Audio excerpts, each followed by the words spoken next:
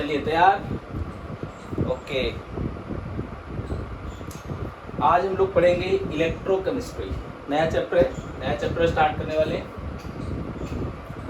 Electrochemistry.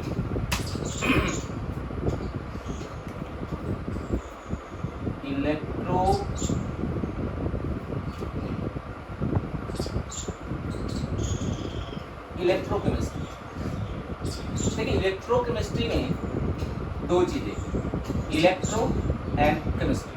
That means दो part इसमें ध्यान देना है हमने। क्या क्या भाई? Electrical energy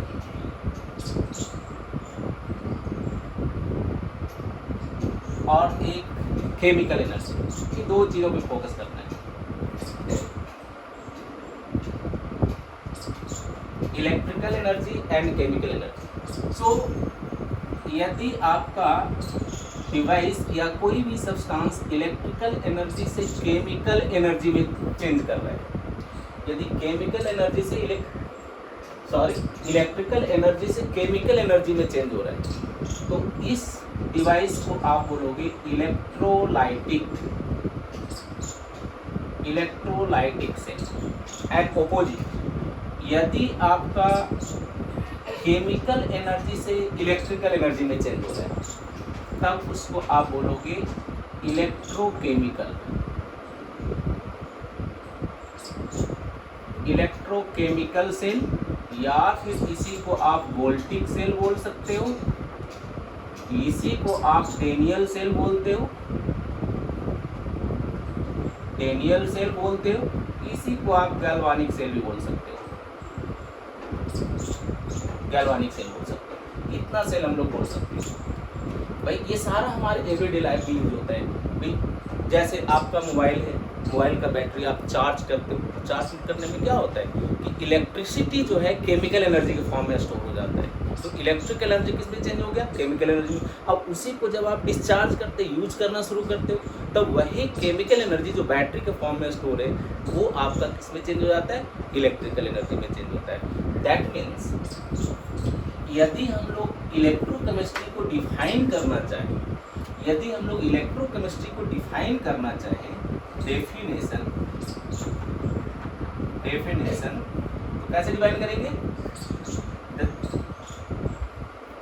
conversion of energy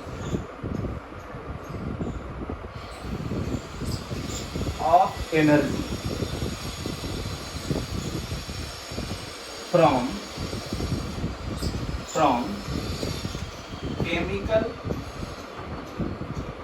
to electrical और वाइस वर्सा। कब भाई? During various redox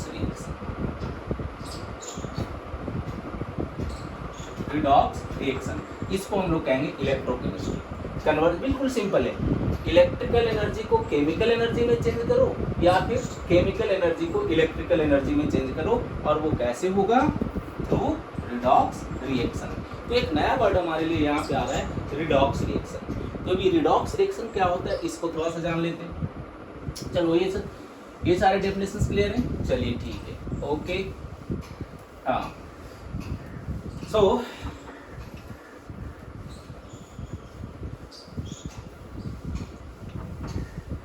redox reaction के बारे में थोड़ा सा जान लेते हैं। यहाँ पे रिडॉक्स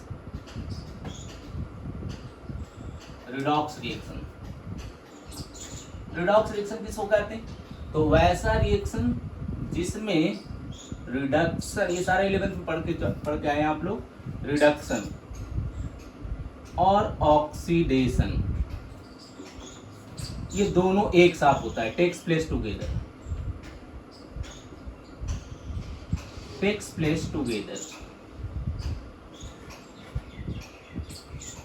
इसको हम लोग कहते हैं रिडॉक्स रिएक्शन। रिडक्शन भी एक साथ, रिडक्शन और ऑक्सीडेशन दोनों एक ही साथ हो, एक ही वेसल में हो, एक ही कंटेनर में हो, एक ही बर्तन में हो, तो उसको हम लोग क्या कहते हैं? Redox reaction. Reduction and oxidation. Reduction क्या होता है?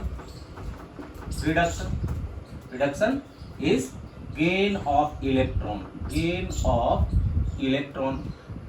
जैसे एग्जाम्पल हम लोग देख सकते हैं, Cu2 plus 2 electron gives rise to Cu solid.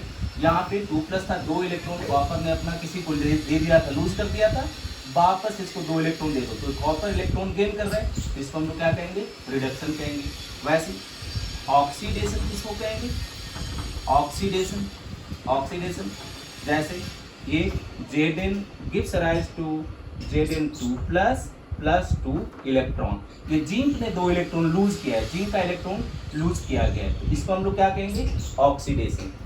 तो ये हो गया रिडक्शन एंड ऑक्सीडेशन। अब ये रिडॉक्स रिएक्शन जो है ये 2 टाइप का होता है, फर्दर 2 टाइप का होता है।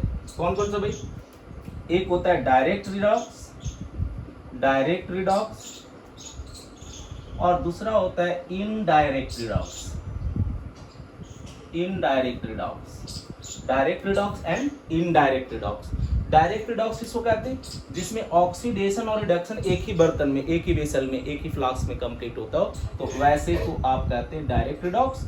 और इनडायरेक्ट की रिडक्शन और ऑक्सीडेशन दोनों सेपरेट वेसल में होता हो, दोनों अलग अलग वेसल में होता हो, तो उसको हम लोग कहते हैं इनडायरेक्ट रिडॉक्स। ये ज़्यादा यूजफुल नहीं है, इसका ज़्यादा यूज होता है, इसका हम लोग ज़्यादा यूज करते हैं। लिख देता हूँ मैं यहाँ पे आपको ताकि याद रहे। इसमें क्या होता है भाई, both oxidation and reduction takes place in single vessel।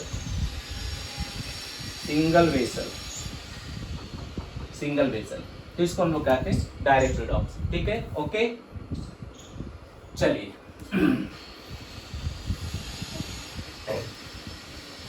ये मार्कर कैसे लिया भाई, तो सारा लिखता ही नहीं, गिनती बेकार है इसका। चलो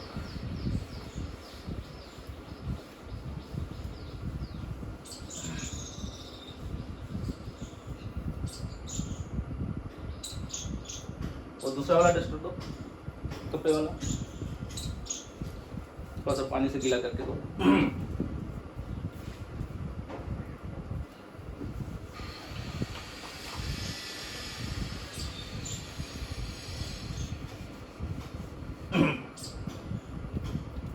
ठीक है, चलो, हाँ ये ठीक है।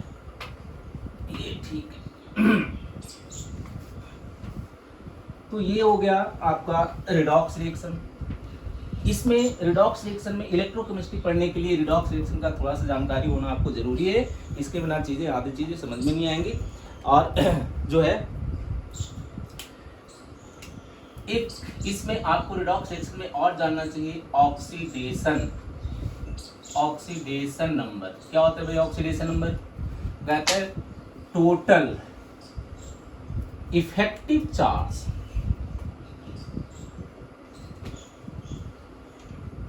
present on an atom is called oxidation number. किसी भी एटम के ऊपर जितना इफेक्टिव चार्ज प्रेजेंट होता है उसको हम लोग क्या कहते हैं, ऑक्सीडेशन नंबर। जैसे सारे 11th में हम लोग पढ़ चुके हैं, 11th की क्लास में आप सारा हम लोग इसको जान चुके हैं। एक बार जस्ट थोड़ा सा रिव्यू ले लेते हैं हम लोग, ठीक है। जैसे मान लो KMnO4, इसमें हमें मैंगनीज कह दिया, ऑक्सीडेशन नंबर निकालना है, क्या करेंगे, तो सभी के ऑक्सीडेशन नंबर को सम कर देते हैं। पोटेशियम का 1 प्लस जिसका निकालना होता है उसको X प्लस ऑक्सीजन का -2 होता है, और 4 ऑक्सीजन है तो -8। यदि कोई चार्ज है तो यहाँ पे चार्ज रख देंगे, और यदि चार्ज नहीं है तो न्यूट्रल कंपाउंड है तो यहाँ पे 0 रख देंगे। तो X इक्वल टू कितना हो जाएगा, +7। सो मैंगनीज का ऑक्सीडेशन नंबर KMnO4 में +7 है। वैसे यदि चार्ज वाले की बात करें Cr2O7 2-, इसमें यदि क्रोमियम का निकालना चाहे क्या हो जाएगा भाई, 2x क्योंकि इसको निकालना है, प्लस ऑक्सीजन का -14 क्योंकि -2 होता है, 7 ऑक्सीजन है, और इक्वल टू जो चार्ज प्रेजेंट है -2। यदि न्यूट्रल कंपाउंड है तो 0, और यदि चार्ज कंपाउंड है आयन से तो जितना चार्ज होगा वो, इसलिए क्या हो जाएगा भाई 2x minus 14 equal to -2, then x equal to +6। तो इसमें क्रोमियम का ऑक्सीडेशन स्टेट +6 होता है। क्या लिखे? Total effective charge of an atom. अब एटम जैसे हम लोग कहें सोडियम, इसके ऊपर तो कोई चार्ज ही नहीं है, दैट मीन्स फ्री फॉर्म में, तो इसका ऑक्सीडेशन स्टेट 0।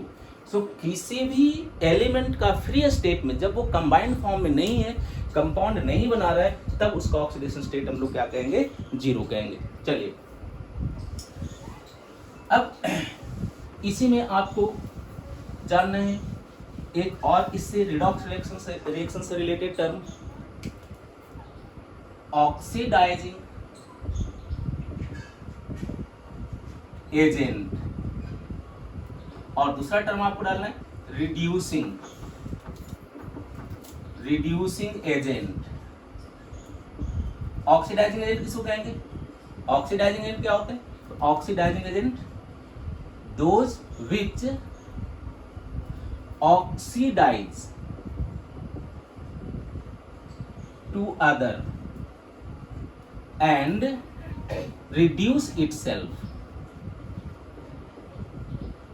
reduce itself, और इसका उल्टा हो जाएगा reducing agent में क्या भाई? which reduce to other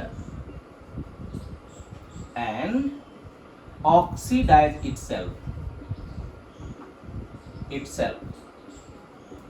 oxidise itself. और जनरली जितने भी मेटल्स होते हैं, जितने भी पॉजिटिव इलेक्ट्रोपॉजिटिव आयंस है या जितने भी इलेक्ट्रोपॉजिटिव मेटल्स हैं, वो सारा का सारा क्या होता है? रिड्यूसिंग एजेंट होता है। और जितना भी इलेक्ट्रोनेगेटिव आयंस है, जितना भी नेगेटिव एलिमेंट्स हैं, वो सारा का सारा क्या होता है? ऑक्सीडाइजिंग एजेंट होता है। और सबसे स्ट्रॉन्ग ऑफ रिड्यूसिंग एजेंट तो आपको पता ही है, लिथियम होते हैं। और ऑक्सीडाइजिंग एजेंट आपका KMnO4, K2Cr2O7, CrO4, ये सारे आयंस जो हैं आपके क्या हैं? ऑक्सीडाइजिंग एजेंट है।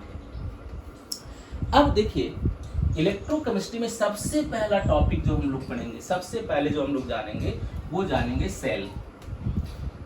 अब ये सेल क्या होता है, कहाँ से ये वर्ड सेल आया, इन सब का थोड़ा सा बैकग्राउंड बता देते हैं, थोड़ा सा बैकग्राउंड जान लेते हैं। हिस्ट्री ऑफ सेल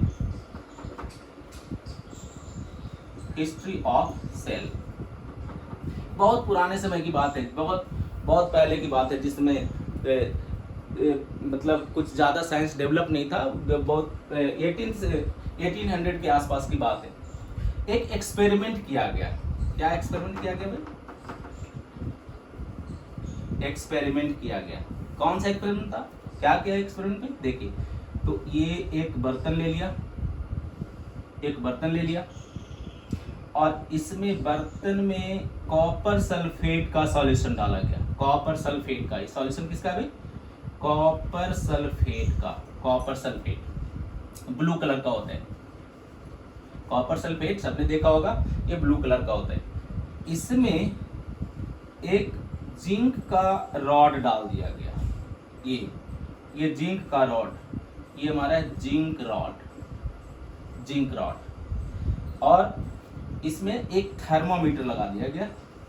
एक थर्मामीटर भी लगा देते, ये हमारा है थर्मामीटर।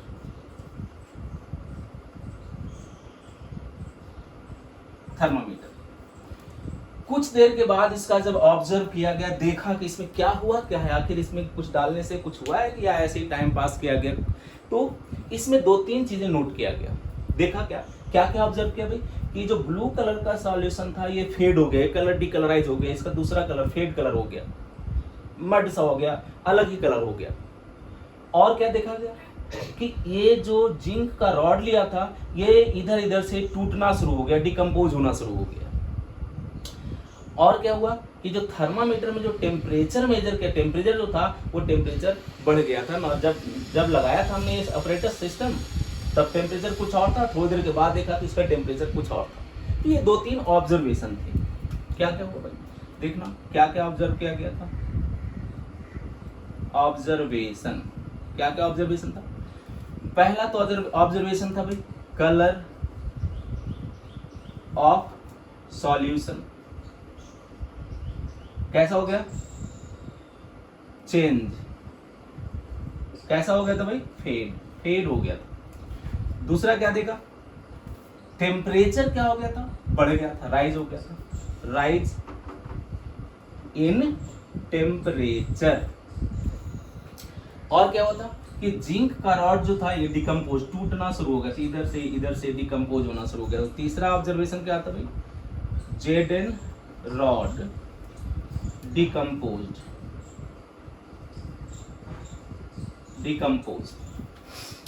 और यहाँ पे ये इस पोजीशन पे ना कॉपर तो देखे ही आप लोग, कॉपर, तांबा का तो बर्तन भी घर में होता है, तो यहाँ पे नीचे कॉपर डिपॉजिट हो गया था, कॉपर डिपॉजिटेड।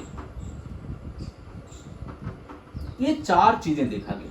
अब भाई ये तो 10th क्लास में केमिकल रिएक्शन नाम का एक चैप्टर पढ़ा होगा, उसमें हम लोगों ने पढ़ा था, उसने आप लोगों में पढ़ करके आए हैं कि रिएक्शन हो रहा है कहीं पे कैसे पता करेंगे। तो उसके लिए 3-4 क्राइटेरिया था कि भाई टेम्परेचर चेंज हो रहा होगा, कलर चेंज हो रहा होगा, कुछ गैस इवॉल्व हो रहा होगा, कुछ स्मेल आ रहा होगा, तो इससे पता चलता है कि रिएक्शन हुआ। तो ये टेम्परेचर चेंज हुआ है, इससे ये तो पता चल गया कि इसमें रिएक्शन तो हुआ है, कलर भी चेंज हो रहा है, ये भी आपको इशारा कर रहा है, बता रहा है कि रिएक्शन यहाँ पे हुआ है, ठीक है। अब जिंक का ये रॉड जो है टूटना शुरू हो गया, इसका मतलब ये रिएक्शन हुआ है, ये प्रूव किया गया। अब ये टेम्परेचर चेंज हुआ है, ये भी यहाँ पे पता चल रहा है। तो देखिए क्या रिएक्शन हुआ था और इससे क्या प्रॉब्लम हुआ, क्या दिक्कत हुआ, जिसके बाद ये सेल आया उसको देख लेते हैं। तो रिएक्शन क्या होता है भाई, जिंक का जो रॉड लिया था ये टूट रहा है, तो Zn2 प्लस 2 इलेक्ट्रॉन, मतलब क्या हो गया, ऑक्सीडेशन हो गया, ऑक्सीडेशन हो गया। ये ऑक्सीडेशन होगा तभी तो टूटेगा, डिकम्पोज होगा, और जिंक का इलेक्ट्रॉन लूज हो रहा है, जिंक Zn से Zn2 प्लस में चेंज हो रहा है, इसका मतलब कि लॉस ऑफ इलेक्ट्रॉन हुआ है, और जब लॉस ऑफ इलेक्ट्रॉन होगा तो इसको हम लोग ऑक्सीडेशन कहेंगे। लेकिन एक यहाँ पे प्रॉब्लम था, दूसरा प्रॉब्लम क्या था वो देखते हैं वो भी। अभी यहाँ पे नीचे कॉपर डिपॉजिट हो रहा है, इसका मतलब Cu2 प्लस, क्योंकि आयंस में CuSO4 में तो Cu2 प्लस और SO4 माइनस आयंस के फॉर्म में था, प्लस 2 इलेक्ट्रॉन। ये जो जिंक ने जो इलेक्ट्रॉन छोड़ा था, जिंक ने जो इलेक्ट्रॉन लूज किया था, ये कॉपर पकड़ लिया, आ भाई आ, तब ये क्या हो गया, कॉपर सॉल्वेंट में डिपॉजिट हो गया। और जब कॉपर इलेक्ट्रॉन गेन कर रहा है तो इसका क्या हो जाएगा, रिडक्शन।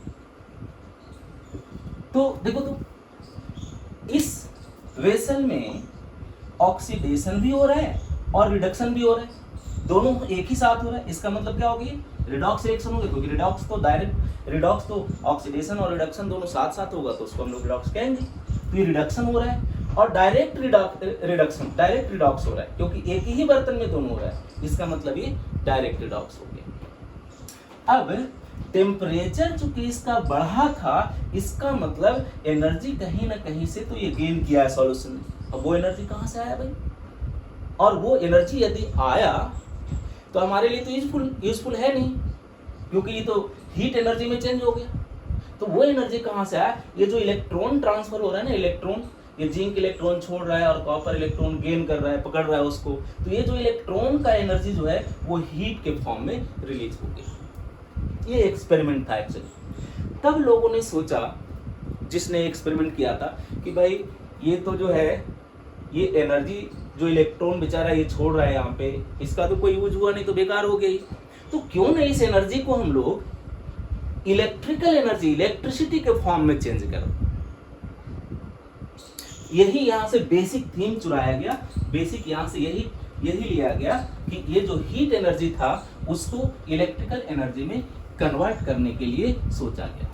अब वो कैसे होता है वो जरा हम लोग देख लेते हैं कि वो कैसे परफॉर्म होगा, उस हीट एनर्जी को इलेक्ट्रिकल एनर्जी में कैसे चेंज किया जाएगा, इसको हम लोग को देखना है। और इसी के लिए आपको सेल पढ़ना है। चलिए, सेल पढ़ने से पहले आपको एक टर्म और बता देता हूं, electrode. Electrode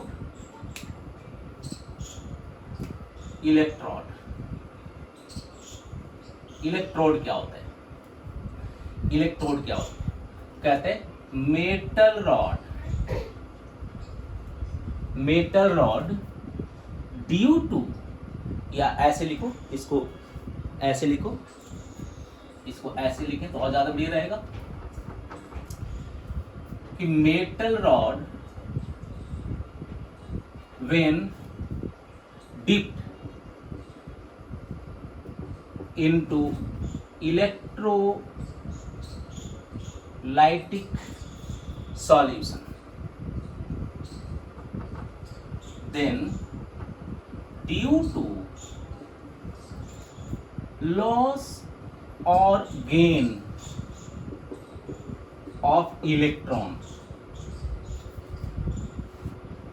rod gets charged.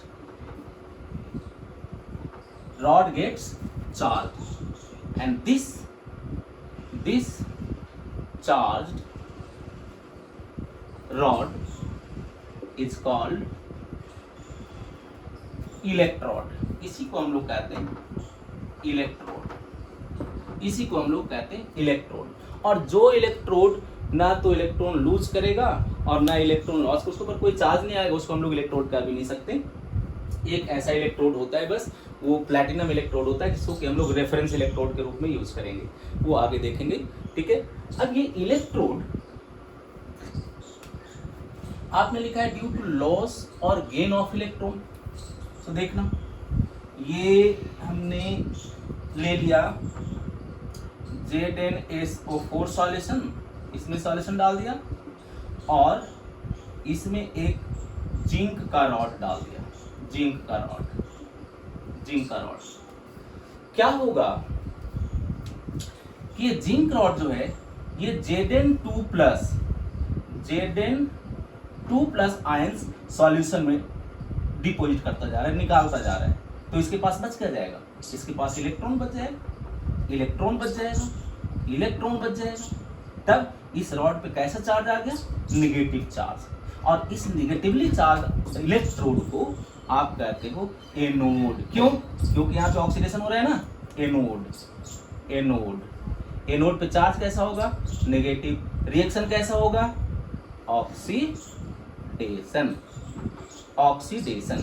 और जस्ट अपोजिट कोई और मेटल इलेक्ट्रोड ले ले, कोई भी ले लो, इसमें कोई भी कुछ भी ले सकते हैं. ये मेटल इलेक्ट्रोड ले लिया और इसमें क्या हो सकता है, कि इसमें जो आयंस है, मान लो कि ये CuSO4 है, तो इसमें जो Cu2+ आयंस है, ये जो इलेक्ट्रॉन इस पे है, इससे इलेक्ट्रॉन ये ले ले, इससे इलेक्ट्रॉन ले लेगा. तो इसके ऊपर कैसे चार्ज, जब electron metal rod electron lose कर देगा तो कैसे चार्ज बचेगा, पॉजिटिव.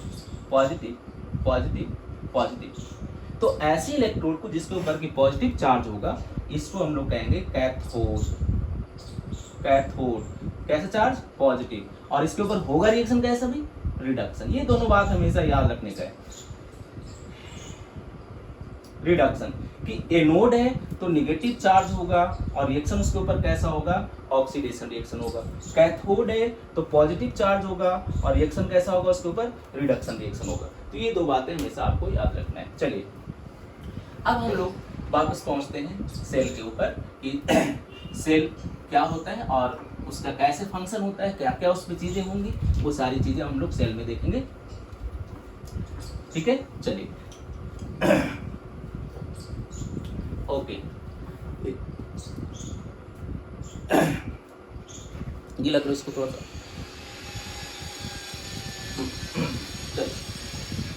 ये इंक ही आज मार्कर ही खराब आ गया है, ब्लैक हो रहा है सारा.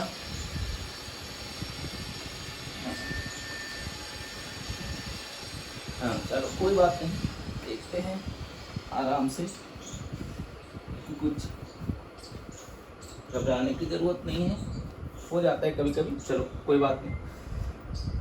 तो अब हम लोग देखते हैं voltaic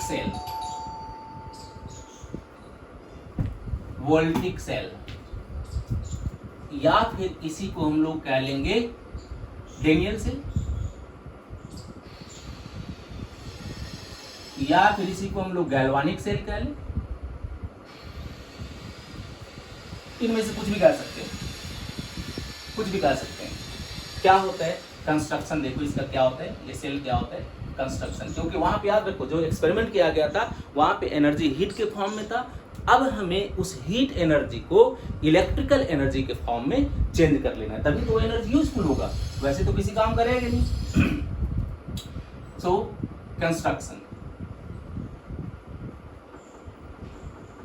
construction of cell, cell का कंस्ट्रक्शन कैसे होता है सो देखिए।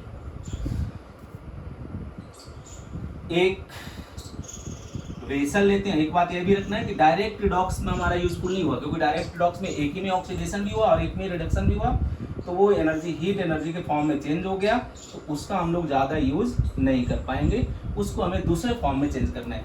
एक वेसल में ये ले लिया हमने, इसमें ले लिया हमने जिंक सल्फेट ZnSO4 सॉल्यूशन, और इसमें ले लेते हैं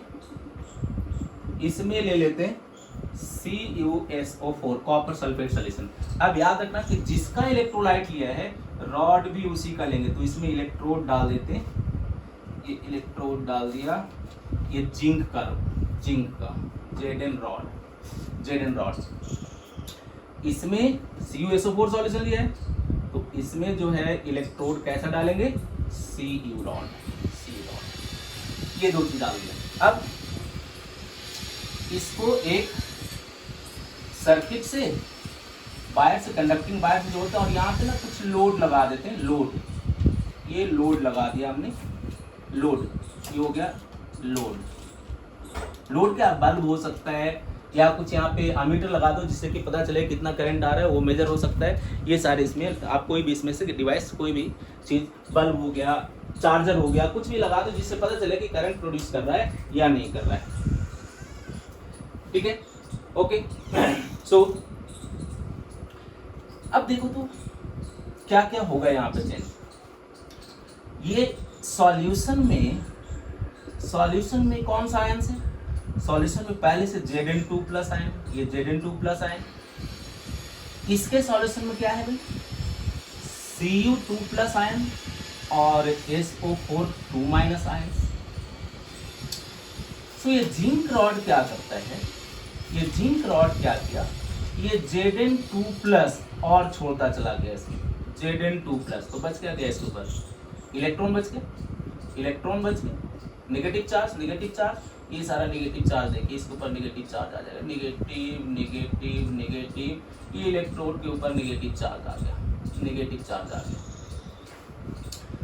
यही इलेक्ट्रॉन जो रॉड पे है, जब लोड लगाएंगे इसमें, तो यही इलेक्ट्रॉन इधर से, ये इलेक्ट्रॉन इस सर्किट से, इस कंडक्टिंग वायर से इधर की ओर फ्लो करना शुरू कर देगा, ये इधर की ओर फ्लो करना शुरू कर देगा, इधर की ओर, और इस पे इलेक्ट्रॉन आएगा, तो यहाँ पे Cu2+ लगा हुआ दिखा रही, प्लस का मतलब क्या हुआ, इलेक्ट्रॉन का डेफिशिएंसी, इलेक्ट्रॉन की कमी है उसके पास। जब इलेक्ट्रॉन इधर से आ रहा है, तो ये कॉपर इधर आ भाई, मेरे पास आ जा, मुझे जरूरत है इसका, आ जा। सो ये इलेक्ट्रॉन यहाँ पे आया, और इसके ऊपर ये कॉपर Cu डिपोजिट होता चला गया, ये इसके ऊपर देखिए, ये सारे कॉपर डिपोजिट होते चले गए। जब कॉपर Cu2+ आयन से इसके ऊपर डिपोजिट हो गया, तो सॉल्यूशन में क्या बच जाएगा SO4 2-, क्योंकि आयन सॉल्यूशन के फॉर्म में रहते हैं, ये SO4, दैट मींस इसके ऊपर कैसा चार्ज आ जाएगा भाई, इसके ऊपर कैसा, क्योंकि ये Cu2+ इसके ऊपर डिपोजिट होता चला जा रहा है, प्लस वाला आयन आ रहा है, तो ये प्लस चार्ज आ जाएगा, प्लस वाला आयन आ गया। देखो तो इलेक्ट्रॉन इधर से इधर की ओर फ्लो कर रहा है, तो फिजिक्स में तो पढ़े ही होंगे कि करंट जो है इलेक्ट्रॉन के ऑपोजिट डायरेक्शन में फ्लो करता है, दैट मींस इधर से इधर की ओर क्या फ्लो करेगा, करंट। हो गया ना भाई, ये जो हीट एनर्जी में चेंज हो रहा था उसको किसमें कन्वर्ट कर दिया, इलेक्ट्रिकल एनर्जी में कन्वर्ट कर दिया। यही तो है सेल क्या है, एक डिवाइस है जो कि एनर्जी को कन्वर्ट करता है एक फॉर्म से दूसरे फॉर्म में, केमिकल एनर्जी को इलेक्ट्रिकल एनर्जी में चेंज कर दिया गया। इस सेल में एक प्रॉब्लम हो रहा है, अब एक परेशानी हो रहा है। सबसे पहले तो देखो यहाँ पे क्या क्या हुआ वो देख लेते हैं। यहाँ पे याद रखेंगे लोन, LOAN, लोन का मतलब लेफ्ट, ये लेफ्ट साइड में लेफ्ट, ये ऑक्सीडेशन, इसको क्या कह रहे हैं एनोड, इसको क्या कह रहे हैं नेगेटिव चार्ज। दैट मीन्स इधर पे ऑक्सीडेशन हो रहा है जिसके ऊपर के नेगेटिव चार्ज है। किसका हो रहा है ऑक्सीडेशन? ये देखना, एनोड पे, एनोड क्या हो गया? Oxidation.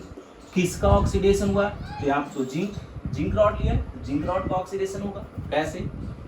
Zn gives rise to Zn2 plus ये एक्वस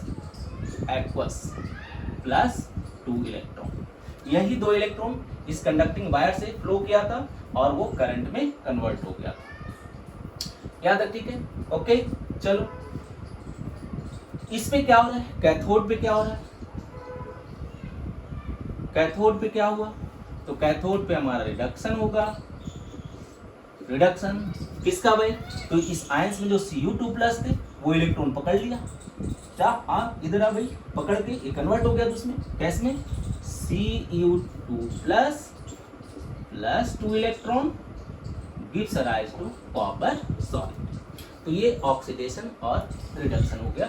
और इसको सेल रिएक्शन बोलते हैं, हाफ सेल। ये आधा सेल हो गया और ये आधा सेल, तो ये हाफ सेल रिएक्शन हो गया, ऑक्सीडेशन हाफ सेल, और ये क्या हो गया? Reduction half cell. यहाँ तक। अब इसमें प्रॉब्लम क्या आ रहा था? प्रॉब्लम देखिए क्या आ गया। जैसे जैसे समय बीतेगा इसमें सॉल्यूशन में Zn2 प्लस ये Zn2 प्लस का कंसंट्रेशन बढ़ता चला जाएगा, क्योंकि टूटता रहेगा ये Zn2 प्लस इसमें छोड़ता रहेगा सॉल्यूशन में और इलेक्ट्रॉन इधर जाता रहेगा। यहाँ पे तो Zn2 प्लस का कंसंट्रेशन बढ़ गया। सो इस रॉड में देख, इस बर्तन में क्या हो रहा है? Zn2 प्लस कंसंट्रेशन इंक्रीज, ये इंक्रीज हो गया। जब बहुत ज्यादा इसमें Zn2 प्लस हो जाएगा तब इस रॉड से Zn2 प्लस को आने ही नहीं देगा, क्योंकि इसके ऊपर भी प्लस चार्ज है और ये रॉड भी प्लस चार्ज छोड़ रहा है, तो रिपल्सन हो जाएगा ना। इसका मतलब क्या होगा? करंट प्रोड्यूस, इलेक्ट्रिसिटी में कन्वर्ट होना, करंट बनना कम हो जाएगा। वैसे इधर भी होगा। कैसे भाई? ये सॉल्यूशन में जो Cu2 प्लस आयंस थे वो तो इलेक्ट्रॉन ले करके डिपॉजिट होता चला जा रहा है, इसके ऊपर जमता चला जा रहा है, बैठता चला जा रहा है। तो इसके सॉल्यूशन में SO4 2 माइनस आयंस का कंसंट्रेशन बढ़ना शुरू हो जाएगा। दैट मींस इसमें क्या हो रहा है? SO4 2 minus concentration ions increase. अब जब इसमें बहुत ज्यादा SO4 2 माइनस हो जाएगा, नेगेटिव चार्ज बढ़ जाएगा, तो अब यहाँ से जो इलेक्ट्रॉन आ रहा था, इलेक्ट्रॉन पे भी नेगेटिव चार्ज होता है, वो इलेक्ट्रॉन को रिपेल करना शुरू कर देगा कि अब मतलब आप जरूरत नहीं है भाई, भर गया है। तब तो ये करंट रुक जाएगा भाई, करंट नहीं बनेगा। तो जब करंट नहीं बनेगा तो बताओ ये सेल किसी काम करा? नहीं। तो इसको सॉल्व करने के लिए एक उपाय है, एक तरीका है, एक तरीका निकालते हैं। थोड़ा सा इसको मैं बिठाता हूँ, ये सारी चीजें आपको याद रखना है, नोट कर लेना है, ठीक है? ओके, चलो अभी मैं इसको डायग्राम को नहीं मिटाऊंगा, थोड़ा सा इन सबको मिटाता हूँ। इन सबको, इस प्रॉब्लम का क्या सॉल्यूशन निकला उसको देखते हैं। जिसने समस्याओं को देखकर जो डर गया, समझो उसका जिंदगी बेकार है भाई। तो समस्या यहाँ पे आया है, उसको दूर करते। उसको दूर करने के लिए एक स्पेशल डिवाइस बनाते हैं हम लोग। उस डिवाइस का नाम है सॉल्ट ब्रिज। सॉल्ट ब्रिज क्या होता है?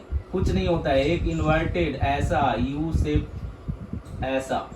यू शेप का एक ग्लास का ट्यूब होता है, और इसमें भर देते हैं, क्या क्या बना होता है ये देखिए, इसमें भर देते हैं फिल्ड विद इनर्ट इलेक्ट्रोलाइट, जैसे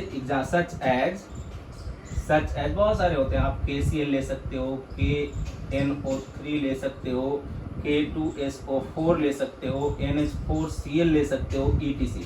इनमें से कोई भी इनर्ट इलेक्ट्रोलाइट। इनर्ट का मतलब क्या होता है?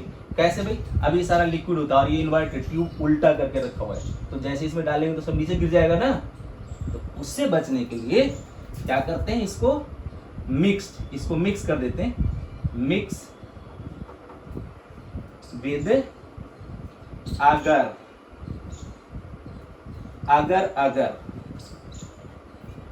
पाउडर एंड जिलेटिन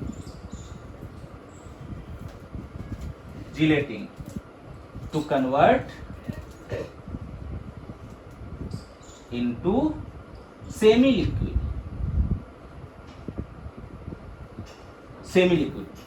में चेंज कर दिया, तो अब इसमें डालेंगे तो नीचे नहीं आएगा, ये नीचे नहीं गिरेगा।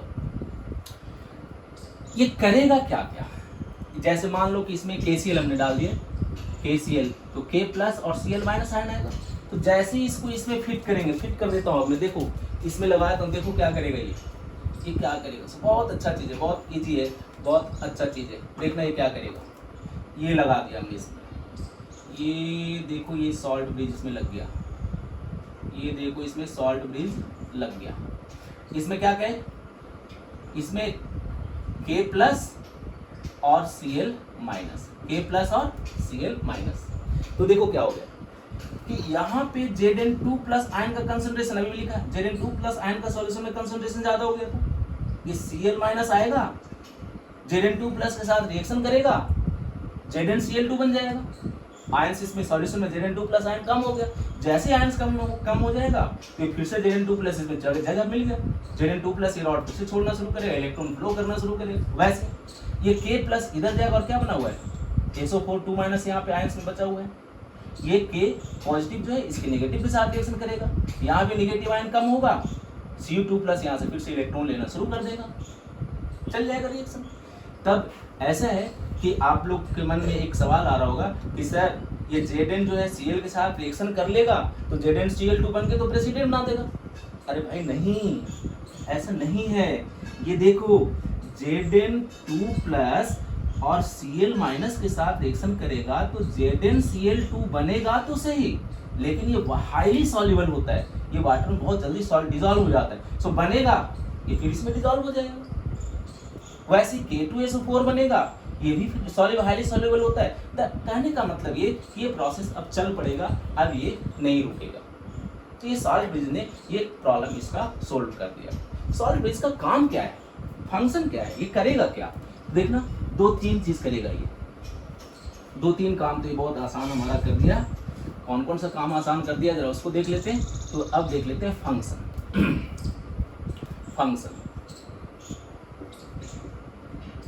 Of salt bridge. पहला काम क्या करेगा ये कि हाफ सेल का ऑक्सीडेशन हाफ और रिडक्शन हाफ सेल को ये इलेक्ट्रिकली न्यूट्रल रखेगा, इलेक्ट्रिकली बैलेंस रखेगा। क्या कहते हैं, maintain electrical neutrality of half cell को इलेक्ट्रिकली न्यूट्रल रखेगा। दूसरा क्या करेगा भाई, दूसरा करेगा ये आयंस को अब्सॉर्ब करेगा और इलेक्ट्रॉन फ्लो को ये अलाउ कर देगा, क्योंकि आयंस से आप जैसे कम होंगे इलेक्ट्रॉन फ्लो होना शुरू हो जाएगा। तो काम तो हमारा वही तो चाहिए था हमें। तो दूसरा क्या करेगा, allow flow of electron flow को ये अलाउ कर देगा। और तीसरा जो सबसे इंपॉर्टेंट काम करता है वो क्या करता है कि balance liquid potential, liquid potential को ये बैलेंस कर देता है। तो ये 3 काम। अब एक क्वेश्चन ये पूछा जाता है कि सर ये इनर्ट इलेक्ट्रोलाइट में ऐसी क्या बात है, ऐसी क्या खास बात है कि उसको इनर्ट करते, क्या वो रिएक्शन नहीं करता है? अरे नहीं भाई, ऐसा नहीं है। इनर्ट इलेक्ट्रोलाइट का किसको कहते हैं, इनर्ट इलेक्ट्रोलाइट। अब इसको मिटाता हूँ मैं, डायग्राम आप लोगों ने बना लिया होगा। ओके चलो तो इनर्ट इलेक्ट्रोलाइट क्या करेगा है वो देखो।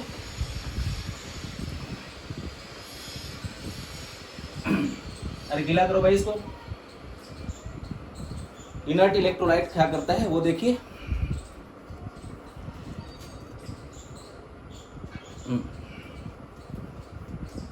इनर्ट इलेक्ट्रोलाइट ने हमारा क्या काम किया है, किस लिए इसको इनर्ट कहते हैं वो देख लेते हैं।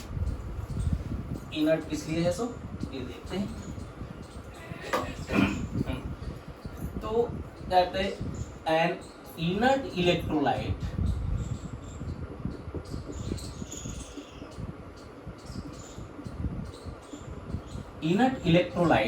have equal mobility। ये क्वेश्चन पूछा जा चुका है नीट AIEEE जब होता था पेपर काफी पहले, AIEEE होता था तो उसमें ये क्वेश्चन पूछा जाता था कि why KCl is inert in nature। So have equal mobility of anions and cations, anions and cations। तो ये तो हो गया हमारा सॉल्ट ब्रिज, और क्या है हमारा गैल्वानिक सेल वो हो गया। अब इसको रिप्रेजेंट करने के लिए जानते हैं, रिप्रेजेंट करने के लिए सीखते हैं। अच्छा, दूसरी बात ये कि ZnSO4 और CuSO4 लेंगे तभी गैल्वानिक सेल कहेंगे क्या, तभी वोल्टिक सेल कहेंगे क्या? नहीं, आप निकल ले लो, निकल कॉपर ले लो, कोई और इलेक्ट्रोलाइट ले लो, आप गैल्वानिक सेल किसी से भी कंस्ट्रक्ट कर सकते हैं। सो रिप्रेजेंटेशन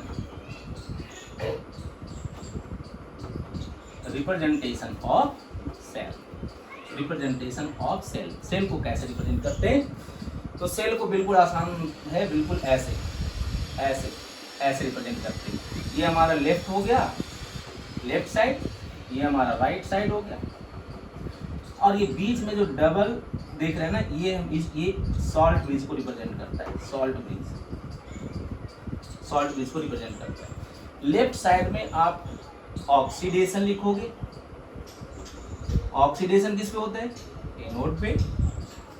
राइट साइड में आप रिडक्शन लिखोगे, और ये किस पे होता है? कैथोड पे होता है। इसको लेफ्ट साइड वाले को हाफ सेल कहेंगे। ये हमारा क्या है भाई? Half, oxidation half, oxidation half. और इसको क्या कहेंगे? Reduction half, reduction half. और इसी हाफ सेल को क्या कहते हैं? Redox couple. क्या कहते हैं? Redox couple. इसी को रिडॉक्स कपल कहेंगे। ये भी एक हाफ रिडॉक्स कपल हो जाएगा। अब दोनों को मिला देंगे तब हमारा क्या हो जाएगा? Full cell representation. इसी को कहते हैं फुल गैल्वानिक सेल। कैसे? जैसे रिएक्शन को याद करो। अभी रिएक्शन जो गैल्वानिक सेल में आपका हुआ था वो क्या क्या हुआ था वो देख लो। देखो तो क्या क्या हुआ था। एनोड पे क्या हुआ था भाई? एनोड पे ऑक्सीडेशन हुआ था। ऑक्सीडेशन किसका ऑक्सीडेशन हुआ था? तो Zn का हुआ था। जिंक इसमें चेंज हो गया था Zn2+, और इसका यहाँ पे कंसंट्रेशन, जितना कंसंट्रेशन होगी ये एक्वस सॉल्यूशन में Zn2+ चला जाएगा, तो इसका जो भी कंसंट्रेशन होगा यहाँ पे मान लो कि 0.1 m, तो यहाँ पे ब्रैकेट में लिख देंगे हम लोग 0.1 m। और प्लस क्या निकला था? 2 इलेक्ट्रॉन, 2 इलेक्ट्रॉन ऑक्सीडेशन में तो इलेक्ट्रॉन निकलेगा। कैथोड पे क्या हुआ था? कैथोड पे रिडक्शन हुआ था। किसका हुआ था रिडक्शन? Cu2+, इसका यहाँ पे कंसंट्रेशन रख देंगे, कुछ भी 0.2 m रख देते। ये 2 इलेक्ट्रॉन लिया था और इसमें चेंज हो गया था वापस सॉलिड।